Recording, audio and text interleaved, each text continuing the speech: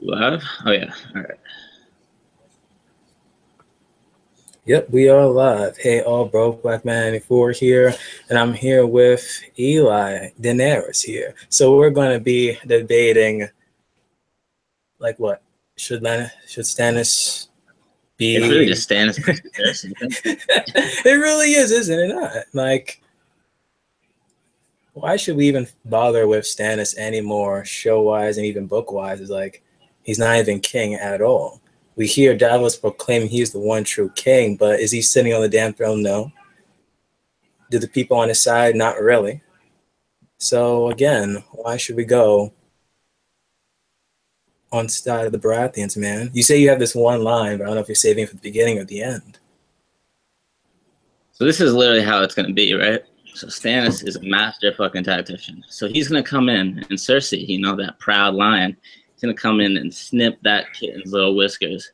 She's gonna be all discombobulated. She's gonna fucking have no depth perception. She'd be running around hitting her head off the walls. And then on top of it, he's gonna shave her and make mittens from her fur to battle the White Walkers like the one true king should do. Mic drop. So that's it. He is a mighty tactician. It's okay. So what happened when it came to the Battle of Blackwater then? When he was there, basically this close to freaking conquer freaking King's Landing, he failed. So that's it. He is a mighty tactician. It's okay. So what happened when it came to the Battle of Blackwater? When he was there, basically this close. And like, I don't know if my epic one line just actually defeated Eli since he's not replying. Sorry, I was caught up in the chat. So yeah, the great tactician has lost that Battle of Blackwater. What's your defense on that? I mean, he couldn't plan for Tywin to show up. I mean, the great tacticianist did not expect anyone to appear. Really? I mean, what could if you're a great tacticianist, wouldn't you have a plan A, B, and C all the way up to damn Z? Especially if you're going after the goddamn throne.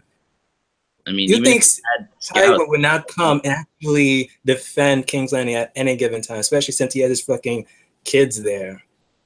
Oh no. All right, so his one defeat, but every other time he smashes his enemies using their own advantages against them. He smashes the Greyjoys on water. He smashes the wildlings north of the wall, and he's about to kill Boltons and Freys, you know, outside of Winterfell, like a boss. And he basically starved himself half to death at the Siege of Storm's End. He ate he didn't, in book-wise, like he was saying that he's going to defeat the Boltons, but it hasn't been done. Has he defeated the Boltons yet? Yes or no? What's that? No. It's not happening. So it hasn't happened yet, though. So there could be a chance that J.R. Martin could say, you know what, he could lose, though. So again, that one you can't really put in the bag. But yeah, he defeated the damn Greyjoys. My point about Stannis is that not that he'll ever get to where he needs to be, like, as king. My point is that he should get to where he needs to be, like, in a justice. Okay, so he should be. That doesn't mean that he will be. No. And Cersei, she gets the fucking throne, and she's still a fucking loser. She's still gonna get fucking. But yet she's a loser who's actually on the damn throne, sitting there sipping her damn wine, grinning, and scheming because she won it, though. Yeah, while inadvertently killing all her children. Actually, she hasn't even killed any of her children, though. Inadvertently, she killed them all. She inadvertently. No, what Tommen did was on his own accord. Joffrey was killed because she to make him king, and then he was so crazy that the Tyrells were like, "No, we're gonna take him out. Let's get Littlefinger to help us take him out." And okay, so there we go. That was Littlefinger and the Tyrells who actually killed King Joffrey. It wasn't Cersei there. Yes, she put him there on the damn throne, but it was not her doing. Either way it goes, if Cersei didn't freaking put Joffrey on the throne, eventually Robert was going to grow old and die, and then he would have been put on the throne, regardless. True, but he would have been older, and he might have been... That's a mighty if. From what we're seeing, Joffrey probably will never change. Probably be coming to a Ramsey or a little bit same level or a little bit step below, but you don't see it. She pushed it. She fucking, you know, she did the most to make that shit happen, in my opinion. And then Marcella, all her fucking, all her shit about like being the lone lion and like not having any allies, fucking. But Marcella, you can't blame Cersei for that. If anything, you can kind of blame Tyrion for saying, you know what, let's ship her off to Dawn. Cersei's the whole reason Tyrion was in that trial in the first place. She totally caused all that shit. She's the one who fucking's like, it's definitely Tyrion. There's no way it's anyone else because of her blind hatred for him. I see how you switched to, I mean, talking about Marcel, switched to all the way up to Tyrion and the fucking trial there. Well, it's all like the whole reason Dorne hates the Lannisters. Well, one of the reasons is because Oberyn gets murdered by the mountain or killed by the mountain. But still, is it truly Cersei's fault that Marcella's dead? No. It's all a ripple effect from her. It's always a ripple effect from her own actions. But it's still tied with Tyrion deciding to put her freaking there. Cersei's, not only that, it's Oberyn who actually voted himself to like, you know what, I'll actually be your champion, Tyrion. Tyrion could have been the one who simply just freaking face the mountain and die though, but no, it was Oberyn's own choice to actually go up against him. And in that damn fight, instead of actually just hurry up and actually killing the damn mountain, he wants to go on his, I want a damn confession. I want a damn confession. So in a sense, Oberyn screwed himself, which eventually screwed everything else. That is not her fault, but she inadvertently put all that together because of her emotional, like, just, I don't even know. She's like so unrational. She's so irrational. So fucking irrational. And yeah, like, but the moment she did fell from that walk of shame, she was like, oh, hell no, I gotta like regroup, think, and plan. And what happened? She conquered. By murdering half the exactly. And this is coming from the guy who was like, you know what? Let me put damn freaking with Melisandre. Let me actually leech my own nephew here. And then when she was like, okay, we should sacrifice him so that you can actually get your fucking throne, he was like, okay, let's do this. I will sacrifice my own nephew to do so. Justify that, Eli. Sorry, say that again. Justify Stannis wanting to go kill freaking his nephew, which we call it, Rob's bastard son, Gendrick. Sorry, yeah, justify that. I can't believe as opposed to moral characters here, so or at least great characters, very great characters. Stannis is great characters here. It's great characters, and Cersei's not a great character. Stannis, that's what I'm saying. We're dealing with great characters here, both sides.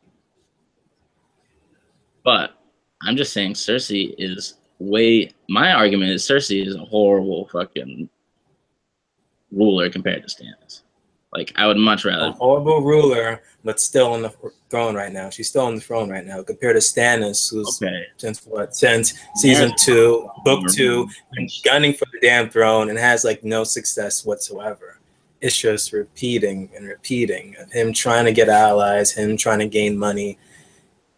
He's gained soldiers, he's got some loans, but in the end, nothing's happening. Wow. And where is he now in the books? He's in the freaking, north right now? Yeah, because he understands the importance of protecting the wall, which Cersei has no care about. That's my thing. Stannis, morally... Like, if this is what would have been me, if I was freaking Stannis, why didn't I actually just go and actually just try to destroy the Lannisters, freaking Castle Rock, or anything else? Cripple the damn Lannister army. That would have been the smart thing to do. Tywin and Jaime were off fighting Robb. It's the whole reason he attacked King's Landing. But Tywin ended up, retreating. Okay, then. All right, yeah, you said that. Okay. He was going off against defeating Robb, whatever. But after the Red Wedding, why couldn't they have been like, okay, since he's no longer dealing with Robb, let me actually just go now and fight. You understand what it takes to, what it would actually take to take Castle Rock? It's almost impossible.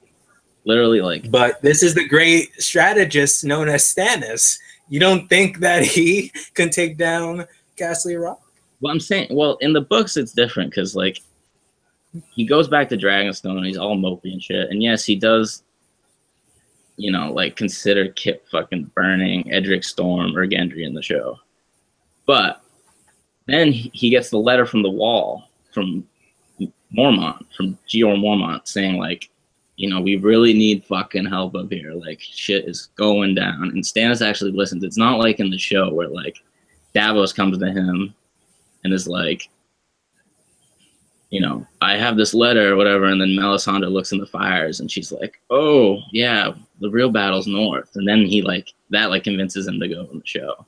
In the books, it's totally different. And he just goes because he's like, all right, the real king would protect the realms of men against this 100,000, you know, army wildling. So that's why he goes. That's why he stops.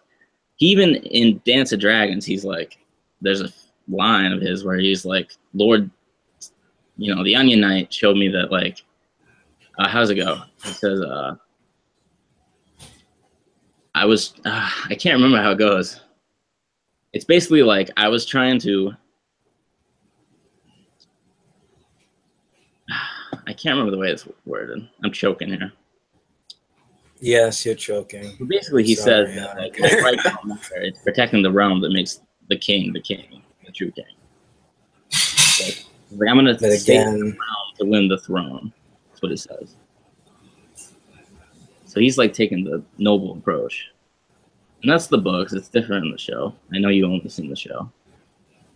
Yes, I'm only on the show side. That's why I can't see Stannis being an actually good king at all. Well, I do see him as a good general wise, but that's based off his past experience. Current experiences, not really.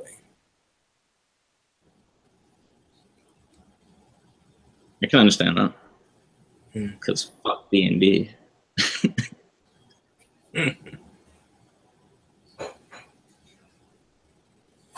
But yeah, so far that was your big line. He would fucking cut Cersei's whiskers off and fucking wear fucking kitten fur pelt gloves fighting the fucking others. Like a badass with that flaming sword he has in the books. Interesting. So if chat got any questions about this damn David just has so far. So David just has troll questions. He can fuck off. No, because he's right though.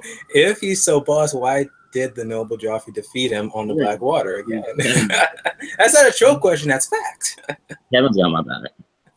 Kevin's got my back. Really, it was Tywin. Tyrion. Never fucked at the time he showed up. It was back and forth with Tyrion with the wildfire and then Tywin coming with the Tyrells. Yeah. He defeated Stannis. And even his own men were like, yo, we gotta retreat. Yo, you gotta give me this. You gotta give me this. It at least, like, I mean, it still took a lot to defeat Stannis. Like, it took a whole fucking ocean of wildfire. And then 2 fucking of the great houses' armies to come in at last minute to fucking defeat Stannis. Like, he was boss. Like, exactly. So yeah, what if he actually did made it and freaking quote unquote sacked the damn city, but then Tywin and freaking the Tyrells would have came and eventually would have just overwhelmed him.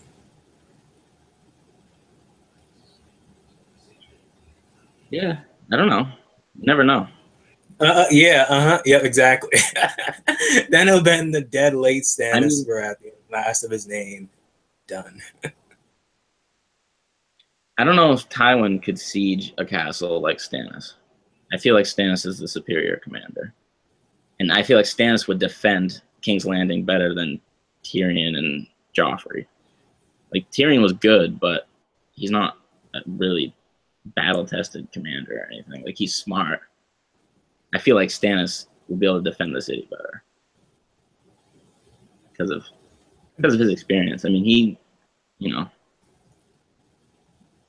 Yep, and now he's with Dany now. Let's see how long that will last. What about Dany? Don't. You can't. That's like unfair. That's like a wild card. Just set me off. Oh. Get me distracted and shit. I gotta stay focused here. But you know it's true. But so far, it appears like I'm winning this damn debate, and you've lost this. But I don't know. A character that is much more scrutinized than the other character, who should be 10 times more scrutinized. But both I knew are I was humans. The thing about being a Stannis fan is you're always battling. You're always battling. It doesn't matter. You bring fury. Probably the most polarizing character. That'll never happen. You don't like him or you like him. It's just the way it is. There's really no in between. You lean toward one thing. This is new. But yeah, it looks like we might as well like closing out here. I just want to do this freaking quick stream because he immediately came on. I don't know who started first. If it was either me or you. We were talking mad shit. And then you're like bringing up live. So here it is live, and I bring my point. You bring your point, and still you won't. All I gotta say is, at least I didn't get bageled. That's all I gotta say. Really? Now you're diverting it. Oh my goodness! I see here. Whew. All right. At least we have that. Me and Stannis. All right. But yeah. Now, basically, I'm about to do is edit this out, cut it up, and make me the victor. But till then, ladies and gentlemen, I am the broke black man 94 here, and that is Eli Daenerys, and I am signing off.